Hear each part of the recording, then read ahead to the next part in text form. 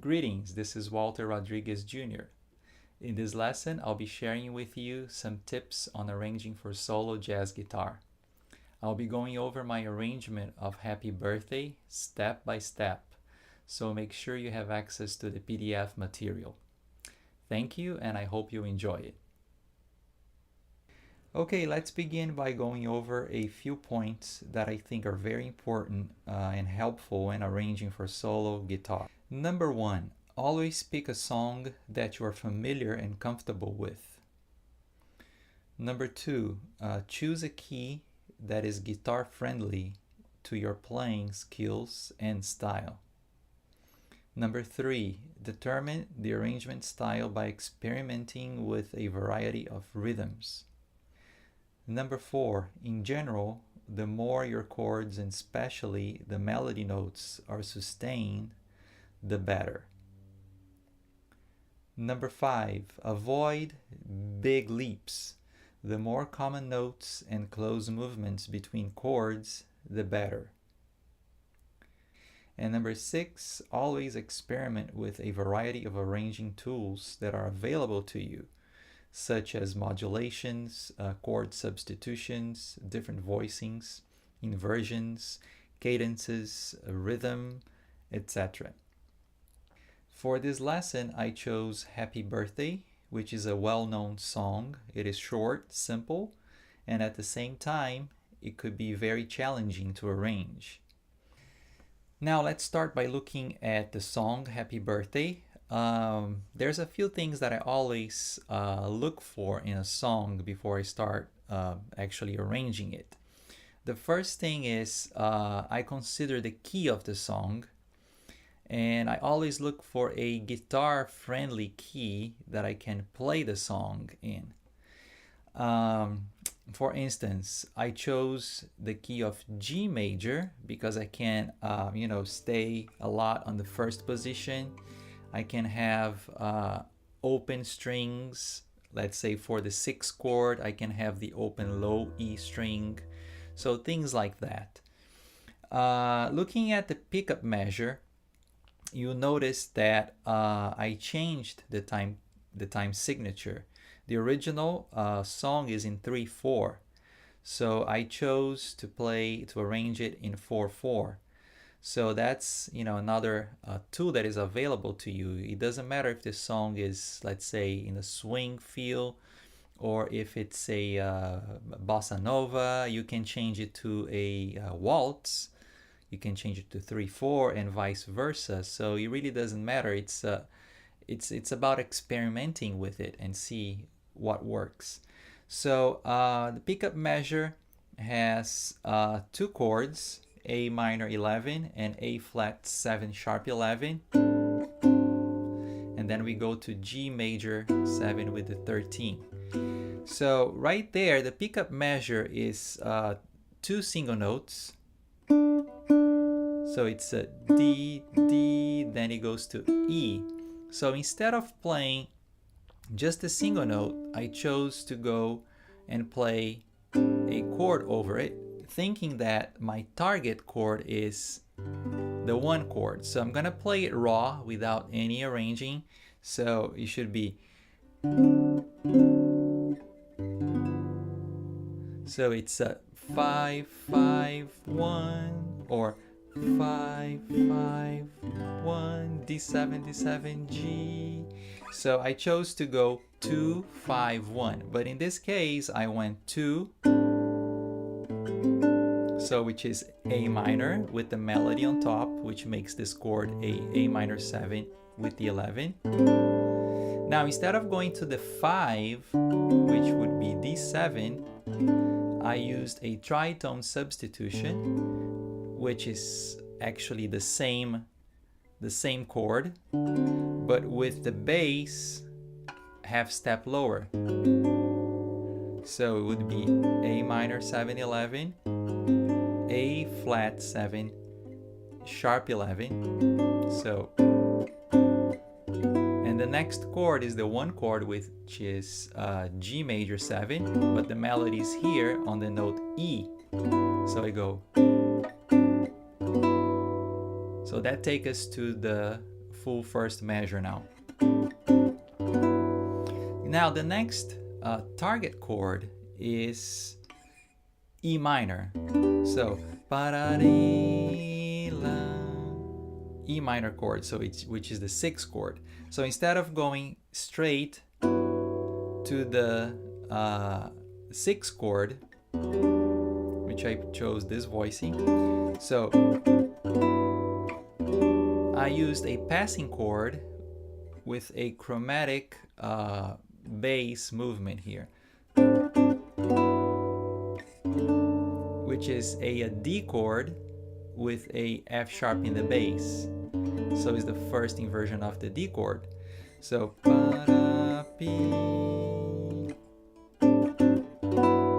here it comes. Then the E minor. Then the melody note is on G, F sharp. So let me do it again.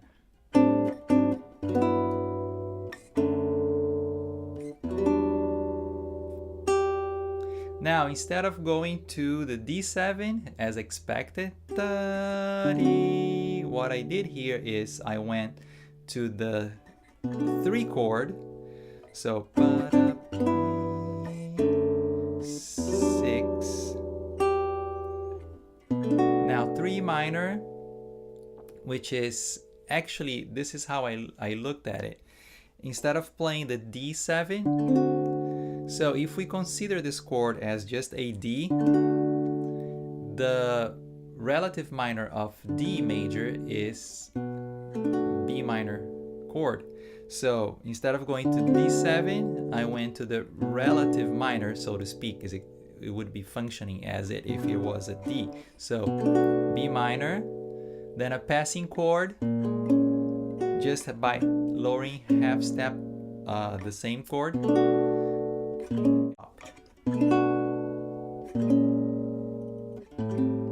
Now we go down again, another half step to A minor. Now we're gonna resolve to the 5. I mean, we would, that's the expected, but instead of going to the 5, I go to an F minor, F sharp minor 7 with the sharp 5. Now this is how I looked at it. Instead of going to the 5, I kind of went to the 5 here with the F sharp in the bass, which is the first inversion. But to give it a little more tension, I added the 7 here. So instead of just being a D with F sharp in the bass, it's actually an F sharp minor 7 chord, because I added the 7 here with the sharp 5. So let me do the whole thing slowly.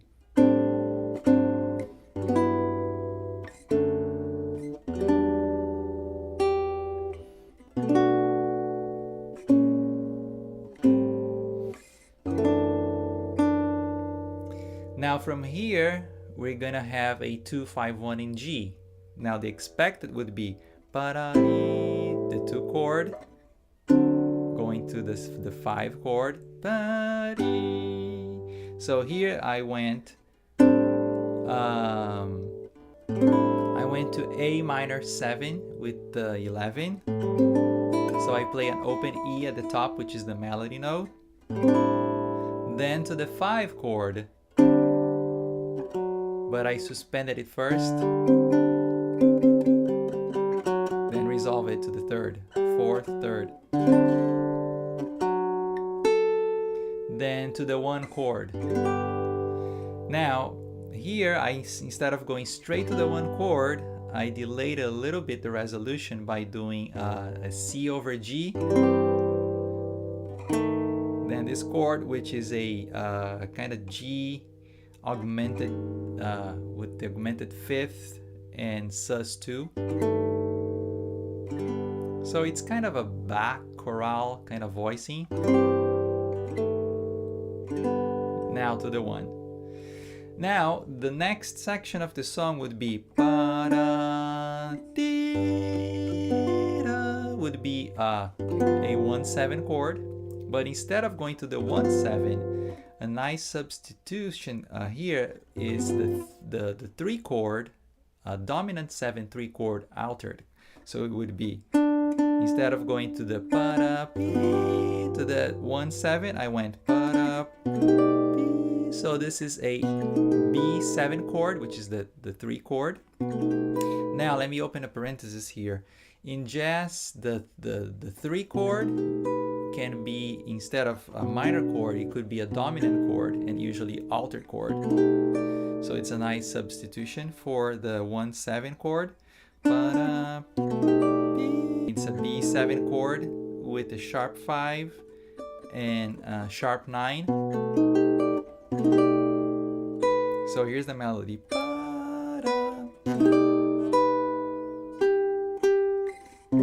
Now we go to the 4 chord.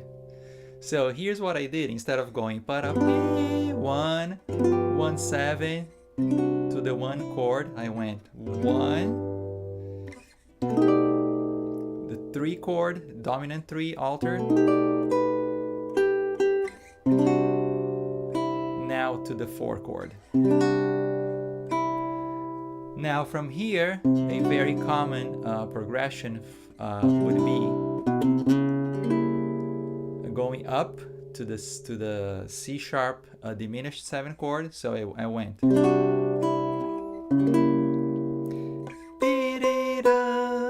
Now instead of going the expected would be going another half step higher with the bass, resolving to the 1 chord.